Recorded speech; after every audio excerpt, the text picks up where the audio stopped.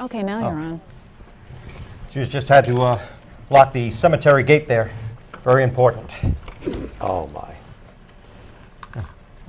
Well, you don't know what's going to come out of there. True, true. Greetings, everyone.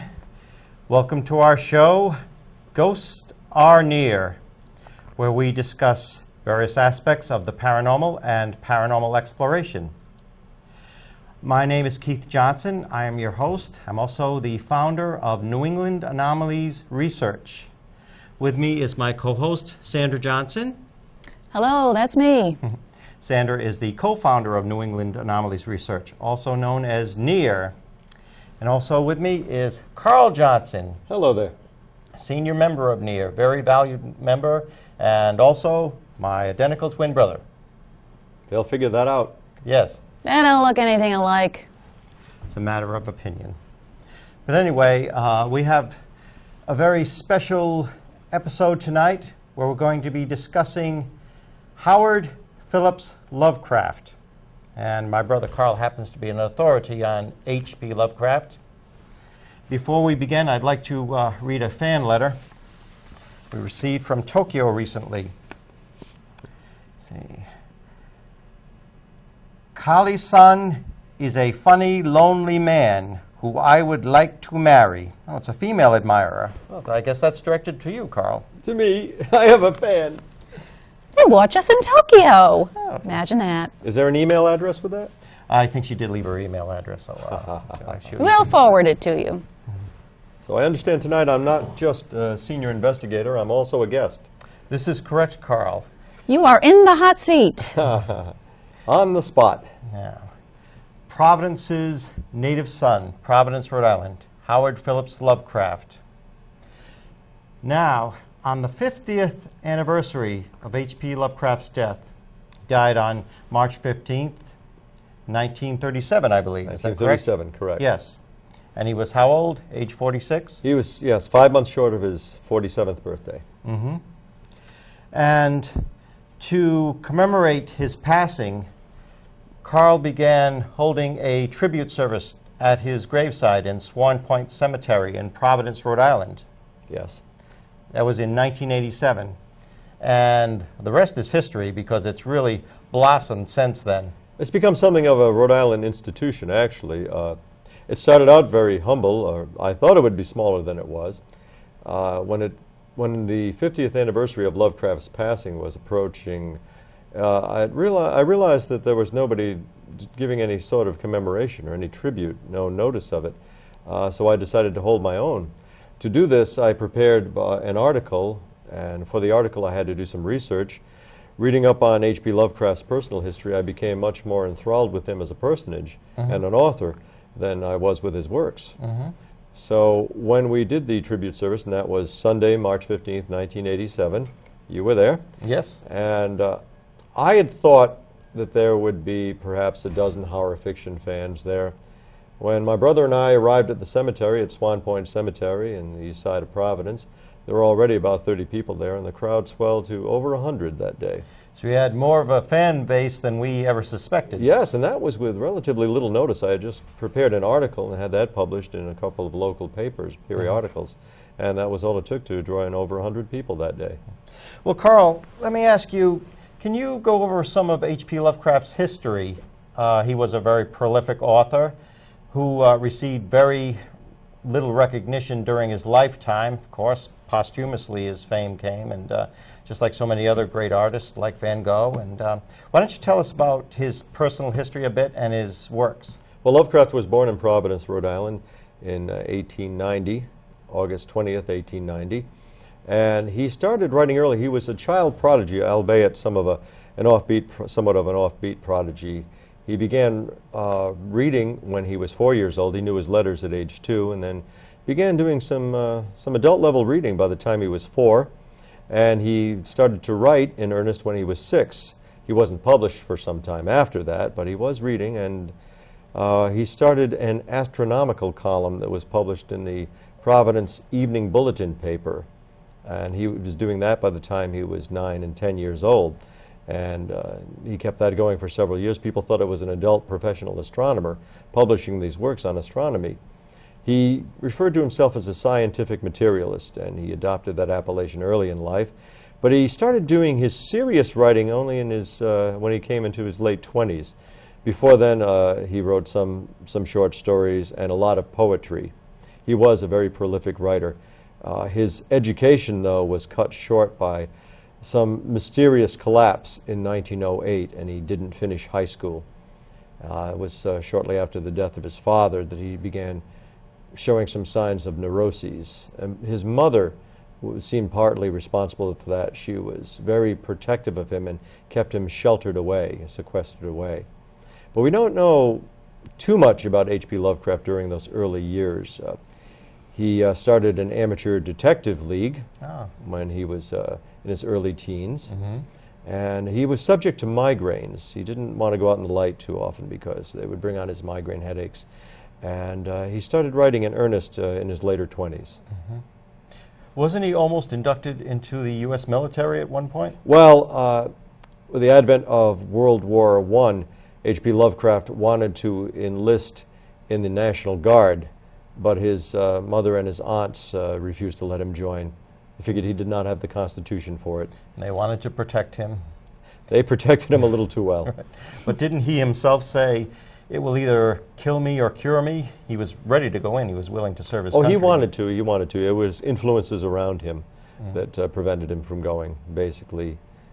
He did not take a strong stance, I suppose, but they ultimately convinced him that it would not be in his best interest to go enlist in the service, especially during wartime years. Now, he had a small circle of very loyal friends. Is that correct? Yes, he did. H.P. Lovecraft was known as a writer during his lifetime, but he had a limited venue.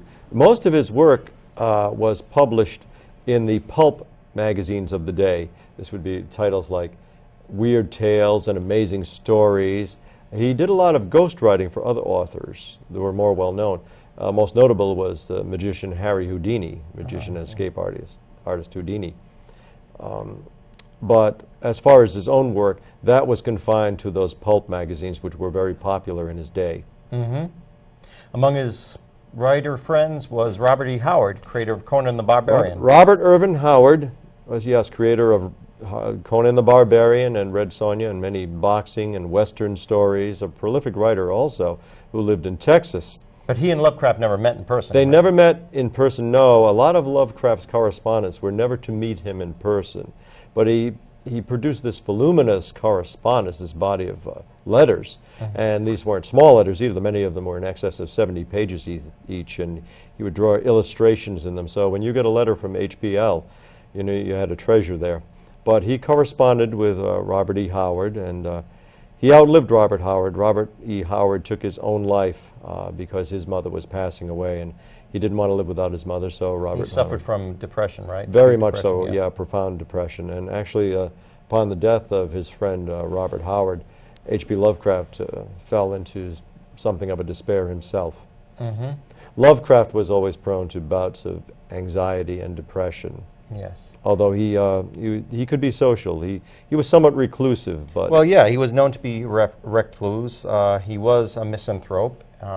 Yes. He did have these problems. Well, a lot has been made about H.P. Lovecraft's eccentricities. Yes, he was, I suppose, different. I assume his friends knew another side to him, though. They found him affable and courteous, very congenial. Yes, he did. He was somewhat reclusive, but that doesn't mean he was an absolute shut-in. In fact, he started to travel later on his last 10 years of life.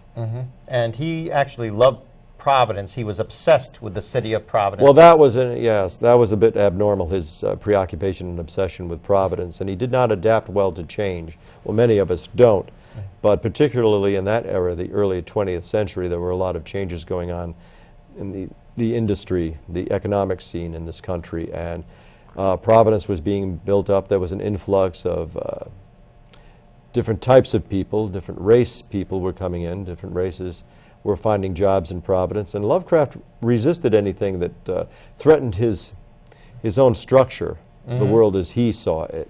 I see.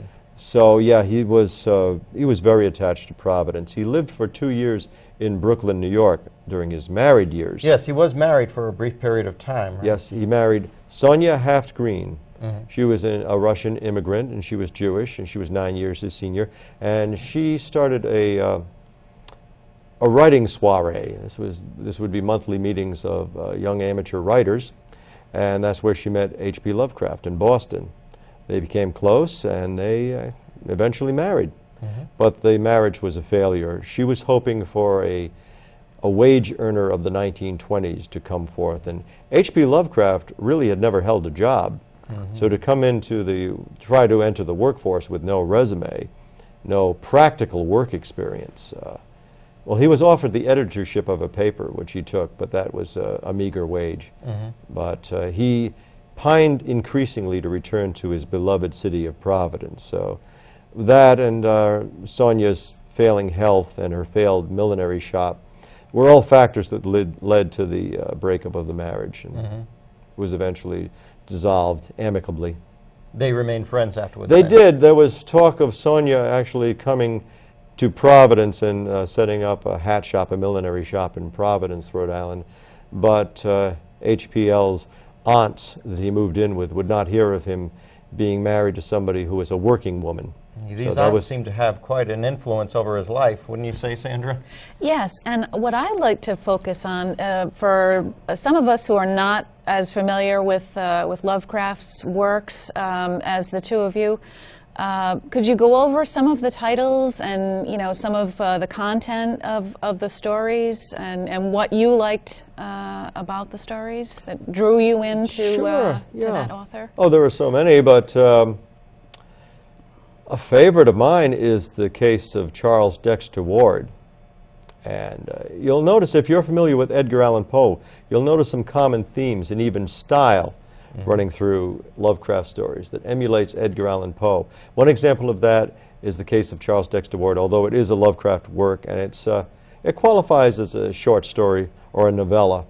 And I enjoyed that one because it incorporates so many Providence, Rhode Island locales. Right. He did draw on his surroundings. Many of which are still there today on the east side. Yes, the old structures and buildings where he... The Fleur-de-Lis house, there are streets that he names. Even people who were his neighbors, he would use those names. Sometimes he would get names off of gravestones. The headstone inscription, when he would excise names from that and incorporate those into his stories. The Shuttered Room, Benefit Street? Yeah, well, there's the Shunned House. That's different, house, yes. Right. But there's actually a house that there is. It's right along Benefit Street. The Shunned House. It's actually owned by a lawyer now, and that's right along Benefit Street. I don't recall the exact house number, but it's across from the Armory, and that is a rather ominous-looking structure that is used in the Shunned House. Is actually referred to also in the case of Charles Dexter Ward, where there are these subterranean creatures that surface in the basement of this house, to put it succinctly. Okay. But the Cthulhu mythos, am I saying it right, Cthulhu? Well, that's open to interpretation. Cthulhu, that is a... Don't say it too loud. No, not too many times either. That is one of the elder gods. Looks a little like an octopus, doesn't he? You're right. Yeah, he's squid-like. He's again open to interpretation, but in the Call of Cthulhu, the narrator refers to the awful squid head emerging from the ocean.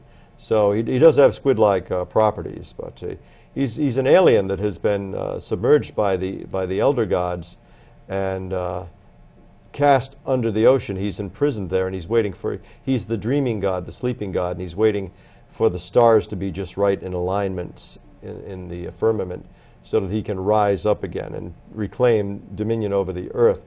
H.P. Lovecraft, one time in a correspondence, brought up somebody had asked him about the pronunciation of Cthulhu, and he said, well, it can't really be pronounced by the human tongue, but you have to use your glottis, and the closest approximation that human speech can come toward uttering Cthulhu is Clola.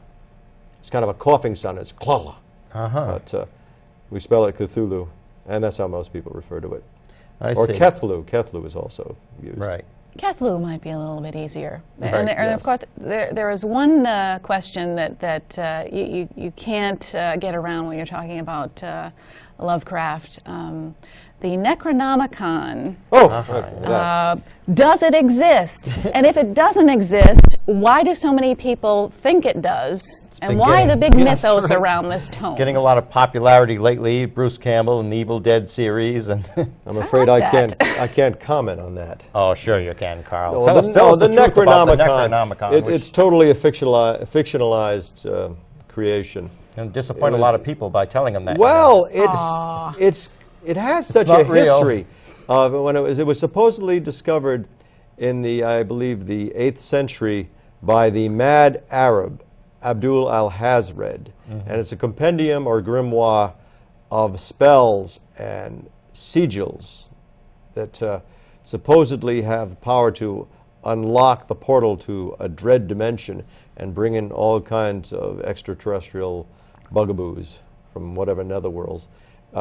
Some people believe it's genuine, that H.P. Lovecraft drew on some real sources and had discovered the Necronomicon, because it is convincingly written. It's referred to in several of his stories. Necronomicon is translated from the Latin as Book of the Dead.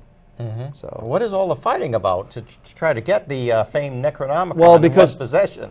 people, it's kind of like, it's one of the holy grails of the occult world, or unholy grails. People so want to believe that there's something genuine to Lovecraft stories. You know, it's the lure of suspension of disbelief.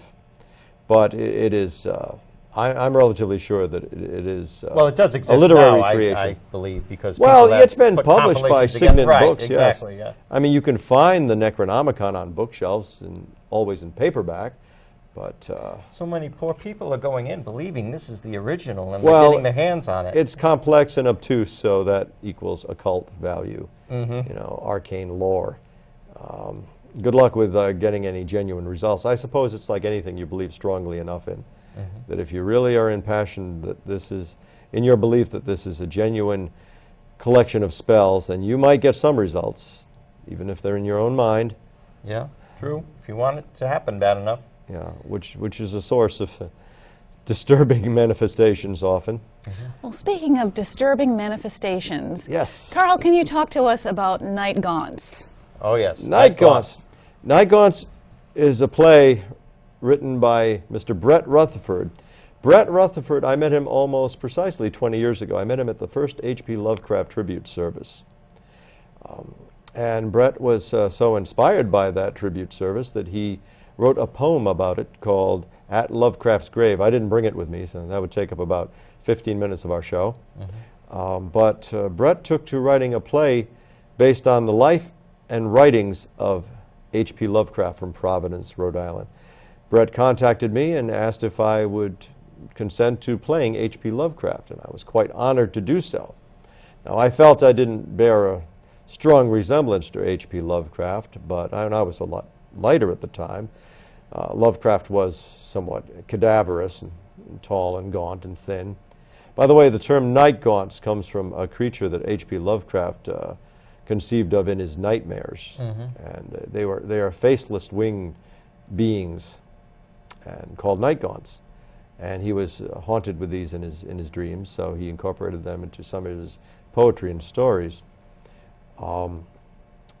But I had the honor of portraying Mr. Lovecraft, and I based my makeup on two photographs, two portraits of H.P. Lovecraft. I did the contouring of the cheeks and elongated my jaw while I was speaking, and actually pulled it off. People were quite impressed. I remember the review in the Providence Journal commented on Carl Johnson's eerie resemblance to H.P. Lovecraft. It was actually quite eerie, because after I did the makeup and looked at myself and then saw pictures afterwards, I said, yeah, I guess I do kind of bear a resemblance. Of course, there is a distant relation on our mother's side of the family, too. We are distantly kin to H.P. Lovecraft, yes, on our mother's side.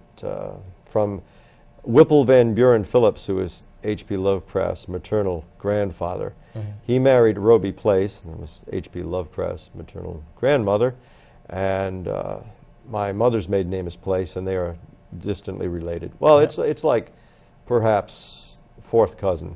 Right. So we do have a common progenitor, and in any event, we're both related to and descended from Roger Williams. Right, so, exactly. Yeah.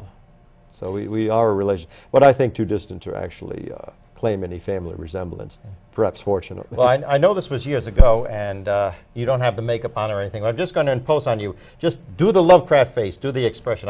We got to see that. Wow. We have to see it close up. Well, if you had given me some preparation, I would have come dressed as H.P. Lovecraft. Just let me see. Well, just kind of like. He's got the chin thing going on. Well, because H.P. Lovecraft had a too, slight malformation of his lower jaw that made his chin jut out. It gave him actually quite a scholarly appearance, long drawn face, and he was very serious. You won't find too many pictures of H.P. Lovecraft smiling. There's maybe one, but to me, he always looked kind of Holmesian. You know, maybe not. Oh, he did have that Sherlock Holmes look. Yes, features, but, yeah, he did. You know, kind of a aquiline nose, and long chin. I would say, yeah, he could have played Sherlock Holmes. He would have looked the part. Now, these tributes that you've been doing annually, they're very, very well attended. Yes, they are. They've been known to, let's just say, few things out of the ordinary have been known to happen at these services. Well, I like playing that up, actually. Right. But the truth is that some strange things have happened at these H.P. Lovecraft tributes. They haven't the last several, but it used to be commonplace where there was something askew there that we just couldn't explain. For instance, the first tribute service, March 15th, 1987, the air grew cold. As Brett Rutherford put it in his poem At Lovecraft's Grave, the air grows cold, unnaturally cold in a span of seconds. This cold front, this cold mass of air just might have moved something in. to do with the fact that Swan Point's located next to the Sequent River, but it might have blown in, yeah, some cold air like that. But it's just there wasn't any breeze at the time. It just people were asking, did you notice how cold it got all of a sudden? Well, that was one small thing, but murders of crows, that's what you call a flock of crows. A murder of crows alighted in a tree nearby in one service, and every time somebody would start to read Lovecraft's fiction, not when we were just talking and introducing ourselves or welcoming people, but whenever some of Lovecraft's fiction was being read, they would start to caw as if they were scolding and trying to drown out the reader. There was one time we had a young lady singing a dirge there, and she was an attractive young lady dressed in a black velvet robe and a cloak. And it had been sunny, but clouds moved in very rapidly. When she started to sing, just for the span of perhaps 4 minutes while she was singing, a little snow flurry fell. Then the sun just as suddenly reappeared after she was done singing. That was right on cue. Strange photographic anomalies have come out in their pictures that have been taken there. By the way, photographs are no longer allowed in Swan Point Cemetery. You can't take pictures or videotape there. No, we used to have the news there every year. Television news. I should say photographic anomalies would come out sometimes. Strange distortions, cloud-like forms would appear in people's photographs, and that couldn't be explained. I've had the photographs analyzed, and people just don't know. We actually use a couple of those photographs in our lectures. Our talks, in our lectures. Yeah, they can't be explained. Things like that, people have... there was a gentleman who showed up. I guess he was dressed as H.P. Lovecraft. He showed up in an antique roadster and didn't introduce himself to anybody. Can briefly be seen in one of the videotapes of one of our services, and we didn't know who he was. And he just came and left. And he was a hit. People were saying, "Who was that guy? Right. Did you bring him in?" I said, "I really don't know him. I would have liked to have met him." So what types of people usually attend these services, and what goes on at them? Well, really, the curious, all types of people. They're very well-mannered. Literary people do, people who are acquainted with the works of H.P. Lovecraft, certainly horror fiction fans, fantasy fans. But it seems people have heard the name of H.P. Lovecraft, and they expect there's going to be something strange to see, something weird. And people are often impressed with the amount of levity in these services, these tribute services. Someone who is not... It's not a morbid situation. Well, there is some morbidity, certainly, of course. some horror fiction, but be. People think it's going to be conducted like a funeral service, and it's going to be real heavy, but actually the master of ceremonies will start out with something of a comedic routine, just to make people feel at ease. So there's a lot of levity in these tribute services. Well, maybe we should invite Bruce Campbell to come along this time, see what he thinks of it. If only you will. Maybe he'll do a reading for us. So tell us about the upcoming tribute. Well, that is going to take place on Sunday, April 1st, and that will be this year. Commencing at 3 p.m.? 3 p.m. sharp. And that's going to be held at Ladd Observatory, as we did last year. I moved it from our previous location of the author's gravesite in Swan Point Cemetery because they don't allow photographing in the cemetery, within the cemetery grounds. And then it becomes like an event, like a pageant that nobody took any pictures of, and you just talk about it. So people can take their pictures, because when Swan Point Cemetery management became very stringent about their no picture-taking policy, people were quite disappointed. This allows people to photograph, document the event. And the Ladd Observatory is said to be haunted by the ghost Well, of H.P.? it's a former haunt of H.P. Lovecraft. H.P. Lovecraft, as I mentioned earlier, was an amateur astronomer, and he used to frequent Ladd Observatory. It's one of two places where his ghost has reportedly been witnessed or experienced. The other one being 10 Barn Street, where Lovecraft used to live. But people have experienced H.P. Lovecraft after his death, and at least reportedly so, in Ladd Observatory, so it seemed to be an appropriate site. So everybody, come on down to the Ladd Observatory on the grounds of Brown University, and you just may see something you've never seen before. Yes. 210 Doyle Avenue on the corner of Hope Street. Well, thank you, Carl. You definitely Thank you very see much. things you haven't seen before. Yeah, I'm sure we will. We've both been there. I'll probably see things I haven't seen before there. We always do. We always do. We see people we've never seen before. And so it is a good time. We enjoy it very much. So we Thank invite you. to really come down and enjoy it with us. So Sandra, in closing, would you like to read off some of our contact info? Oh, sure. As always, we'd like you to know that we at N.E.A.R, New England Anomalies Research, are available to research alleged hauntings or assist those of you that may be experiencing unexplained phenomena in your home or place of business. We'd also like to hear from you if you have a show suggestion or would even like to be a guest on Ghosts or N.E.A.R. Give us a shout out at ghostsor.near@inbox.com and we'll believe you. Very good.